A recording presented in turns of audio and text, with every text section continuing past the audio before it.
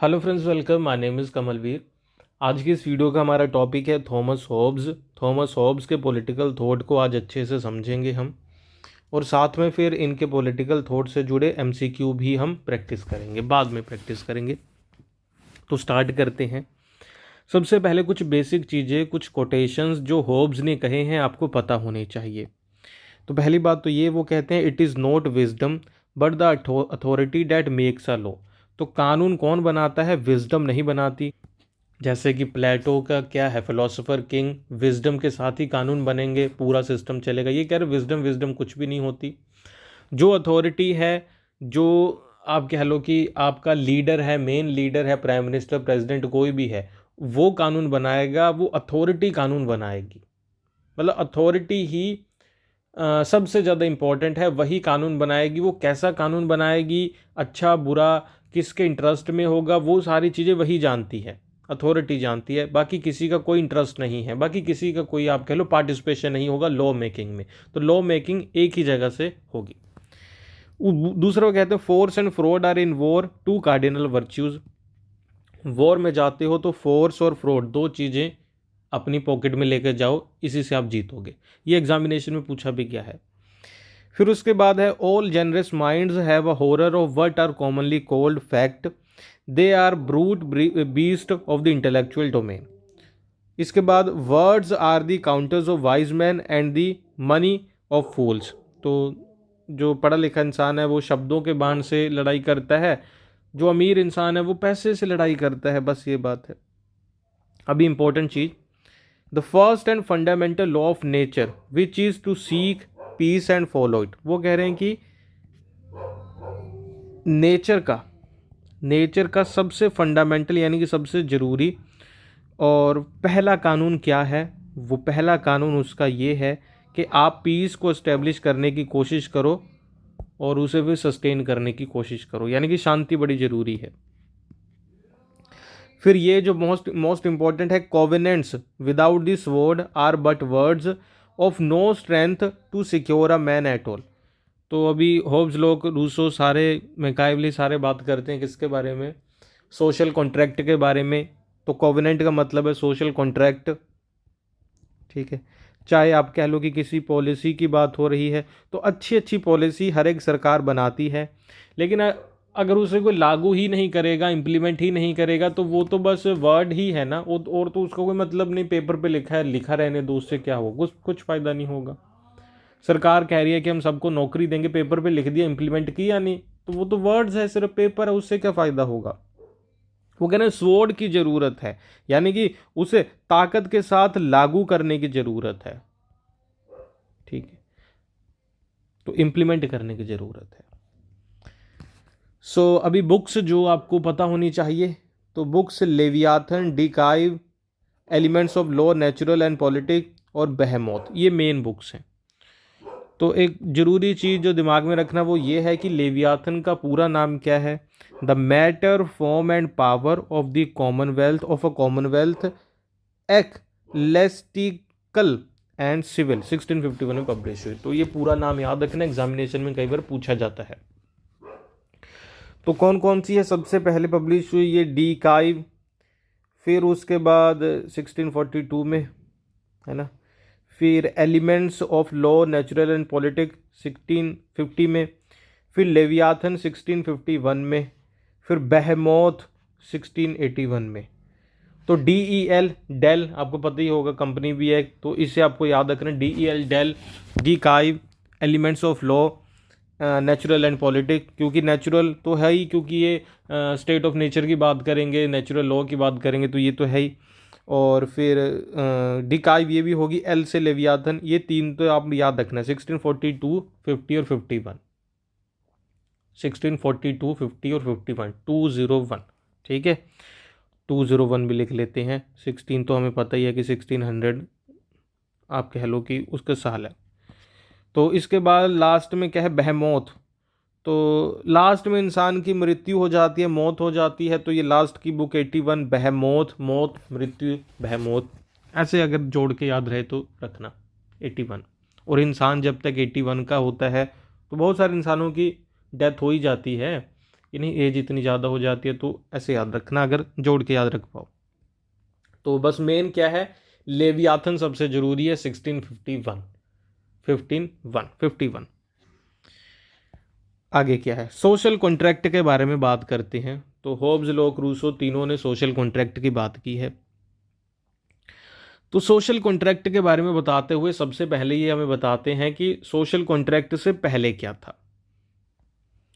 ठीक है, तो ये बात समझने के लिए ज़रूरी है, समझने लायक है, यानी कि हमें समझना चाहिए कि हम बात करें सोशल कॉन्ट्रैक्ट की, तो सोशल कॉन्ट्रैक्ट से पहले क्या था। तो सोशल कॉन्ट्रैक्ट से पहले क्या था, हम जंगल में रहते थे एक तरीके से। ठीक है, सभी लोग जंगल में रहते थे। तो जंगल में ना तो कोई घर था, ना कोई कानून, कुछ भी नहीं था। ठीक है, जंगल में रहते थे। फिर उसके बाद हम सब ने क्या किया, कॉन्ट्रैक्ट करके सभी लोग आपस में मिले एक दिन। ठीक है, सभी लोग आपस में मिले और उन्होंने क्या किया, एक कॉन्ट्रैक्ट किया, मिल के क्या किया, कॉन्ट्रैक्ट किया। और क्या बना लिया, जंगल से उन्होंने क्या बना लिया, उन्होंने सोसाइटी, कल्चर, स्टेट, हर एक चीज़ बनाई। वो हम समझेंगे क्या क्या बनाए। फिर उन्होंने स्टेट बना लिया। ठीक है, कॉन्ट्रैक्ट करके, समझौता करके आपस में स्टेट बना लिया। फिर धीरे धीरे से फिर आगे लाइफ चलती गई। ठीक है, ये आप समझ गए। तो जब हम जंगल में रहते थे, ये वाला टाइम पीरियड, जब हम जंगल में रहते थे, तो उसे क्या कहा जाता है, तो जब हम जंगल में रहते थे उसे क्या कहा जाता है, जंगल की लाइफ को स्टेट ऑफ नेचर। ठीक है, कि जब हम एक नेचुरल लाइफ लीड कर रहे थे, स्टेट ऑफ नेचर कहा जाता है जंगल की लाइफ को। तो स्टेट ऑफ नेचर होब्स के अकॉर्डिंग किस तरीके का था, ये अभी हम समझेंगे कि स्टेट ऑफ नेचर में क्या क्या था, क्या क्या नहीं था। So state of nature, chaos, disorder, anarchy, insecurity. तो उस टाइम पे क्या था, केओस, यानी कि लोग आपस में लड़ रहे हैं, मर रहे हैं, अशांति है। इनसिक्योरिटी, कोई भी किसी को मार देता है। एनार्की है, आप कह लो कि क्या कहेंगे, जो जिसको बड़ी मछली छोटी मछली को खा जाते, ये सारी चीजें। और ये क्या था, war of man against every man.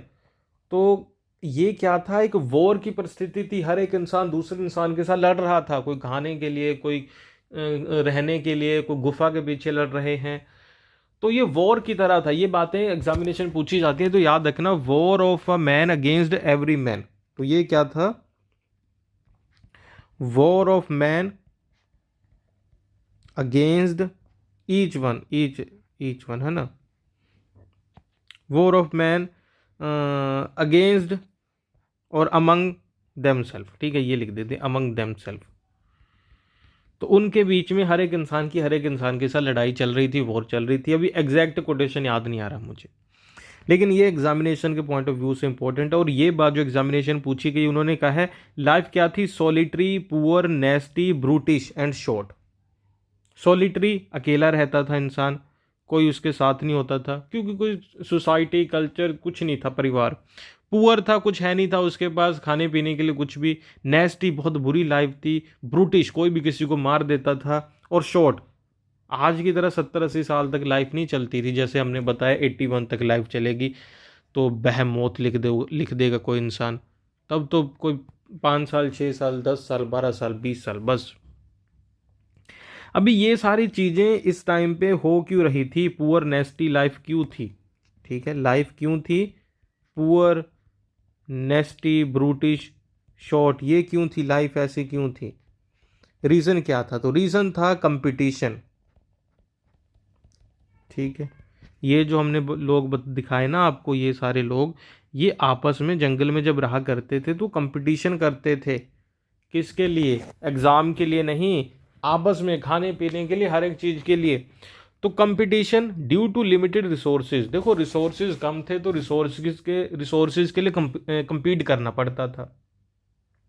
और पावर के लिए, ठीक है, power help them to get resources. ये पावर के लिए compete करते थे एक दूसरे के साथ कि मैं पावरफुल हूं, तुम पावरफुल हो, क्योंकि जो पावरफुल होगा उसी को खाना मिलेगा उस टाइम पर जंगल में। तो ये होता था। फिर अगली चीज आ गई ग्लोरी। ये ग्लोरी के लिए लड़ना इन्होंने शुरू किया कि यार मेरे पास ज़्यादा चीज़ें हैं, तुम्हारे पास ज़्यादा चीज़ें हैं, तो मैं ज़्यादा बड़ा हूँ। तो मतलब वो ग्लोरीफाई करने के लिए उसके लिए लड़ाई शुरू हो गई, कंपटीशन शुरू हो गई।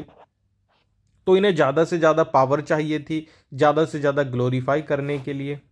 जिस अपने आप को अगर ग्लोरीफाई करना है, बड़ा दिखाना है, तो दूसरे को हमें इनसिक्योर और डर उसके मन में डालना होगा, और डर डालने के लिए वायलेंस करनी होगी। ठीक है, तो ये इंसान जो यहाँ पे है, जो कहता है कि मैं मोस्ट पावरफुल हूँ, तो इसे अगर पावरफुल बनना है तो दूसरों के साथ इसे वायलेंस करनी होगी कि नहीं, उनको इन्हें फियर दिखाना होगा, इनसिक्योर करना होगा, तभी ये पावरफुल बन पाएगा ना, कि नहीं। वो कहते हैं कि उस टाइम पे एक नेचुरल राइट था, वो ये था राइट टू डू एवरीथिंग, कि आप अपने सर्वाइवल के लिए कुछ भी कर सकते हो, यही आपका राइट है। स्टेट ऑफ नेचर में ऐसा था। क्या था स्टेट ऑफ नेचर में, क्या राइट था कि कुछ भी करो, बस बचे रहो। तो आगे क्या होता है, लेकिन एक चीज़ याद रखना, स्टेट ऑफ नेचर में क्या था, जो जरूरी चीज़ है वो ये है कि पीपल वर, जो जरूरी चीज़ है, रैशनल। वो रैशनल थे, पढ़े लिखे नहीं, मतलब समझदार थे, समझदार थे। इसीलिए लोगों के मन में आया कि यार ये स्टेट ऑफ नेचर में वही चीज़, पुअर नेस्टी ब्रूटिश लाइफ है, तो हम यहाँ से निकलते हैं। तो ये पढ़े लिखे समझदार इंसान थे ये सभी, ठीक है, ये सभी पढ़े लिखे समझदार इंसान थे, तो इसीलिए इनके दिमाग में आया यार ये जंगल की लाइफ से निकलते हैं, तो कॉन्ट्रैक्ट करके यहाँ से निकलते हैं, शांति वगैरह में रहते हैं। तभी इनके दिमाग में आई ना बात, क्योंकि ये रैशनल थे। तो इन्होंने अपनी रैशनैलिटी का यूज़ किया, और सबसे पहले इन्होंने कुछ नेचुरल लॉ बनाए। कहा जाता है कि टोटल 19 नेचुरल लॉ है। तो कितने इन्होंने नेचुरल लॉ बनाए, 19। ठीक है, 19। और फिर इन्होंने कहा कि स्टेट ऑफ नेचर से बाहर निकलेंगे। SON का मतलब है स्टेट ऑफ नेचर, किस प्राकृतिक अवस्था से बाहर निकलते हैं, ये 19 कानून के थ्रू। इसके साथ ना इन्होंने कानून के साथ पीस और स्टेबिलिटी थोड़ी देर के लिए ये लेके आए। उसके बाद इन्होंने क्या किया, they will make an agreement to establish peace and stability, one will not harm other person until that harm him. तो इन सारे कानूनों का आप कह लो कि क्रक्स यही था कि कोई भी दूसरे को हार्म नहीं पहुंचाएगा, बस ये है, जब तक तुम्हें कोई नुकसान नहीं पहुंचाता तुम नहीं पहुंचाओगे।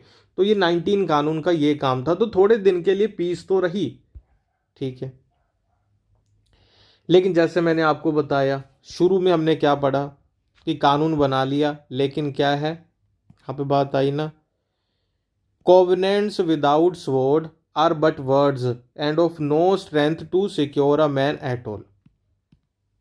तो समझ गए ना, कानून तो बना लिया लेकिन लागू करने वाला कोई नहीं था, तो उसको इम्प्लीमेंटेशन की ज़रूरत थी। तो कानून बन गया, हर एक चीज़ बन गई, लाइफ थोड़ा इजी हो गई, लेकिन कल को कोई चोरी करता है, कोई नुकसान करता है दूसरे इंसान का, तो उसे कौन पकड़ेगा, इम्प्लीमेंट कौन करे कानून को।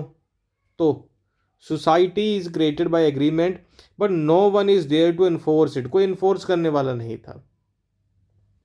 लेकिन ये बात हो गई कि they were out of state of nature, state of nature से बाहर आ चुके थे। तो यानी कि फर्स्ट जो आप कह लो कि इन्होंने कुछ लॉ बनाए जिसके थ्रू ये स्टेट ऑफ नेचर से बाहर आ गए, ठीक है, out of state of nature थे ये पहली पोजीशन थी।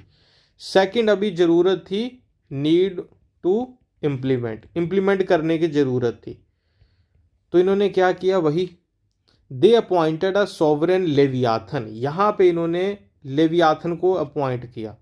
To enforce this agreement they gave of their all right except right to life और सेल्फ प्रिजर्वेशन। तो इन्होंने अपने पास कौन सा राइट रख लिया, राइट टू लाइफ या राइट टू सेल्फ प्रिजर्वेशन। तो सॉवरेन जो इन्होंने चुना, जो हम कह रहे हैं कि इन्होंने एक सॉवरेन चुन लिया, तो वो मोनार्क भी हो सकता है, डेमोक्रेसी भी हो सकता है, कुछ भी हो सकता है, लेकिन मोनार्की अच्छी है। तो एक ये चीज़ों को ध्यान देना कि sovereign is not a party in agreement, sovereign agreement का पार्ट नहीं है, एग्रीमेंट लोगों के बीच में हुआ है, ठीक है, लोगों ने अपने आप में एग्रीमेंट करके एक इंसान को कहा कि यार तुम हमारे राजा कुछ भी करो लेकिन इम्प्लीमेंट करो। तो लोगों ने उसे अपॉइंट किया है, इसीलिए वो एब्सोल्यूट है,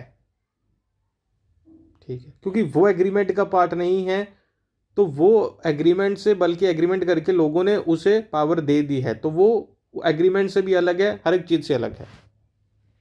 लेकिन उसके ऊपर कुछ लिमिटेशन है। पहली बात तो प्रोटेक्ट पीपल, तो वैसे तो एब्सोल्यूट है, लेकिन उसके ऊपर लिमिटेशन क्या है कि वो लोगों को प्रोटेक्ट करे, एक तो उसका ये काम है। कांट टेक लाइफ, किसी की, इंसान की मतलब लाइफ नहीं ले सकता, मार नहीं सकता, क्योंकि राइट टू सेल्फ प्रिजर्वेशन उन्होंने अपने पास रखा है। फिर people will not obey if sovereign loses in war, और तीसरी चीज ये है कि अगर इनका सोवरेन लड़ाई में, वॉर में हार जाता है, तो लोग उसकी फिर बात मानना बंद कर देंगे, उसकी बात नहीं मानेंगे। तो हम लोगों ने जो राजा चुना है, ठीक है, ये मान लो ये राजा हमने चुना है, तो इस राजा को हमने इसीलिए राजा बनाया है ना, कि ये हमें प्रोटेक्ट करे, कि नहीं, पीस को इस्टेब्लिश करे, है ना, ये सारी चीज़ें, और इम्प्लीमेंट करें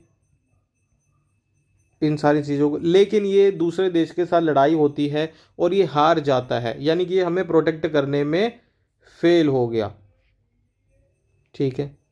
तो पीस तो अभी रहेगी नहीं, इम्प्लीमेंट भी नहीं हुआ, तो अब हम इसको ओबे थोड़ी ना करेंगे, फिर हम इसकी बात नहीं मानेंगे, ठीक है, तो फिर हम इसे ओबे नहीं करेंगे, ये कहा जाता है, क्योंकि इसको चुना ही हमें प्रोटेक्ट करने के लिए गया है। तो ये 3 लिमिटेशन है। अगली बात, सोवरेनिटी। द सुप्रीम, सोवरेनिटी क्या होती है? सुप्रीम पावर होती है। आपको पता है कि मेडिवियल टाइम पीरियड में अथॉरिटी फ्रेगमेंटेड थी, मतलब फेडरल सिस्टम था, तो जो देश की अथॉरिटी होती थी अलग अलग हिस्सों में बंटी होती थी। तो एक तरफ आपको पता है कि किंग है, चर्च है, फ्यूडल लॉर्ड्स हैं, है ना, और भी कई सारे आप कह लो कि वहाँ पे सेक्शंस होते थे जिनके पास पावर थी। तो किंग, चर्च, एक ही देश में किंग की अपनी आर्मी है, चर्च की अपनी आर्मी है, फ्यूडल्स की अपनी अपनी आर्मी है, सबके अपने अपने कॉइन हैं, अपना अपना टैक्स सिस्टम है, रहते एक ही देश में है, तो सोवरेनिटी तो बंटी हुई है, यानी कि पावर एक हाथ में नहीं है। तो ये सिस्टम था। तो सोवरेनिटी, होब्स ने कहा, एक हाथ में होनी चाहिए, राजा को ही सारी पावर दो। तो सोवरेन आपको पता चल गया कि एब्सोल्यूट होगा। क्यों होगा? क्योंकि वो पार्ट नहीं है किस चीज का? एग्रीमेंट का। तो ये सबसे ज़्यादा जरूरी बात है, एब्सोल्यूट है। ओके। और दूसरी चीज की कॉन्ट्रैक्ट इरिवर्सिबल है, कॉन्ट्रैक्ट को अभी कोई भी इंसान खत्म नहीं कर सकता एक बार जब बन गया, ठीक है। तो अभी कुछ क्वेश्चन देखते हैं। सो फर्स्ट हमारा यहाँ पे क्वेश्चन है, Thomas Hobbs life span was, यानी कि उसकी लाइफ के बारे में बताना है, कब पैदा हुआ, कब उसकी डेथ हुई। तो इसके लिए 1580 है, 1679 है, तो ये हमें बताना है। तो उसका बर्थ हुआ 1588 में और 1679 में डेथ हुई, तो ऑप्शन सी यहाँ पे सही है। अगला क्वेश्चन क्या है, which of the following statement is correct with regard to Hobbes, Hobbes के बारे में क्या सही है? तो होब्स ने कहा, the most important purpose for which state exist is preservation of life. तो ये तो सही लग रहा है, स्टेट का पर्पस यही है कि पीस एस्टेब्लिश करना, हमें प्रिजर्व करना, हमारी लाइफ को प्रोटेक्ट करना। The first and fundamental law of nature which is to seek peace and follow it, ये भी हमने पढ़ा कि फर्स्ट और फंडामेंटल लॉ यही है नेचर का कि पीस को एस्टेब्लिश करो। State is an institution which has monopoly over the use of coercive force on a territory, ये भी हमने पढ़ा। यहाँ पे ये बात है, देखो, state is an institution which has monopoly over the use of coercive force on a territory, any other organisation using force is not permissible. तो यानी कि सिर्फ स्टेट ही जो इस चीज़ को, फोर्स को यूज कर सकता है, और कोई इंस्टीट्यूशन नहीं, यानी कि कोई चर्च नहीं, कोई रिलीजन नहीं, कोई कुछ नहीं। सो इसका आंसर 1 2 3 तीनों सही लग रहे हैं, है ना। नेक्स्ट है, Hobbes book leviathan, Leviathan was published in dash, publish कब हुई थी? तो याद है ना, 1651, तो ई आंसर है। इसका दूसरा नाम भी याद रखना, form. Thomas Hobbes was widely believe to be an, ये क्या थे? एक्सट्रीमिस्ट थे, एथिस्ट थे, एनलाइटेड थिंकर, सोशलिस्ट थिंकर। तो ये एथिस्ट थे, ठीक है, एथिस्ट। ओके, तो मेरे ख्याल से होब्स के बारे में हमने कई सारी चीज़ें जानी, समझी, सीखी आज।